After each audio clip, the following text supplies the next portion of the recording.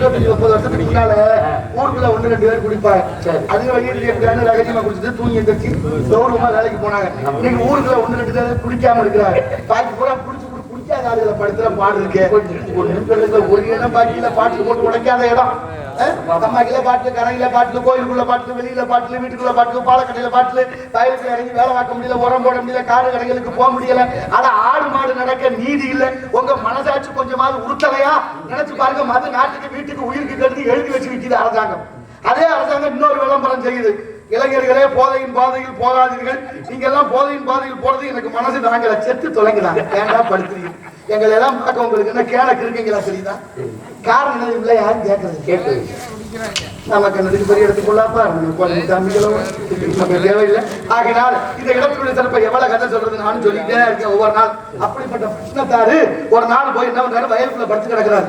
அவ்வளவு பெரிய கோடீஸ்வரன். ஒத்த கோவம் தானா, மாத்திக்கிட்ட கோவம் இல்ல. வெறுப்புனா அப்படி வந்து உள்ளத்திலையும் உடம்புலையும் ரெண்டு இருக்குல்ல. உடம்பு மட்டும் இருந்தா பார்த்தாது, உள்ளத்திலையும் துறவு வரணும்.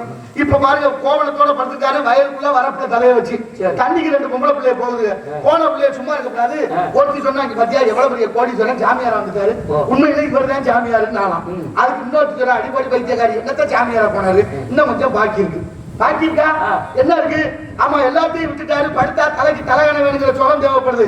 பாரு, தலையை வரப்புல வச்சிருக்கிறாருன்னு சொல்ல சாமிக்கு சுருக்குன்னு பட்டுருச்சு. தலையை கீழே வச்சு படுத்துட்டாரு. இப்ப தண்ணிக்கு போன பிள்ளைய திரும்ப வருது. இப்ப கேட்கிறா அந்த பொண்ணு, இப்ப அது ஒத்துக்கிறியா? சாமியார் பூர்த்தி ஆயிட்டாரா? இல்ல இல்ல, இன்னும் கொஞ்சம் பாக்கி இருக்கு. இன்னும் என்ன பாக்கி இருக்கு? ஒண்ணு இல்ல, ஊர் உலகத்துல நம்மளை பத்தி பேசுறாங்கன்னு காசு கொடுத்து ஒட்டுக்காங்கிற மாதிரி அந்த புத்தி என்னைக்கு போதா அன்னைக்கு தான் முழு சாமியாரு. அப்பதான் பாடுறாரு சாமியார், வித்தாரம் கிளம்பு வேண்டாம் மட நெஞ்சிய செத்தாரை போலே தெரியுப்பார். ஒரு நாள் குப்பை தொட்டில இந்த எச்சிகளை சாப்பிட்டு எடுத்து போடுறோமா, அதை எடுத்து வச்சு அதை இருக்க சோறு எடுத்து சாப்பிட்டு உட்கார்ந்துருக்காரு. பல்லவ மன்னன் தேர்ல வர்றா.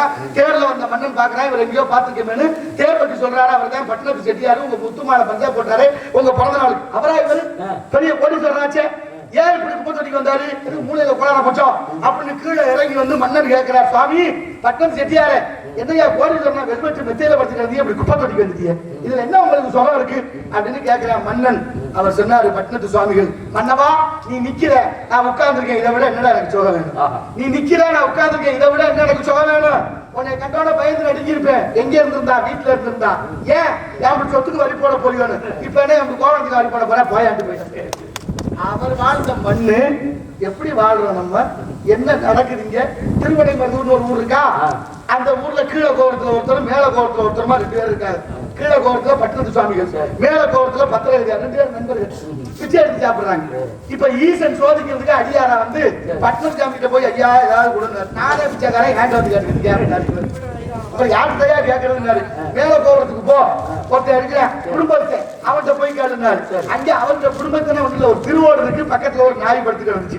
இவர் போய் அவர்கிட்ட, நீங்க தான் உங்க குடும்பத்தை கீழே கோபுரத்துல, அவர் சொன்னாரு எனக்கு ஏதாவது கொடுன்னாரு. அவர் பார்த்தாரு, என்ன குடும்பத்தைன்னு சொல்லிட்டாரு. இருந்தாலும் ஏன் இருக்கிறது இந்த ஓடு ஒண்ணுதான், இதை வச்சுக்கிட்டே என்ன குடும்பத்தைன்னா ஓடு என்ன விட்டு ஓடுன்னு போட்டு உடைச்சாரு. அன்னைக்கே முக்தி கிடைச்சு.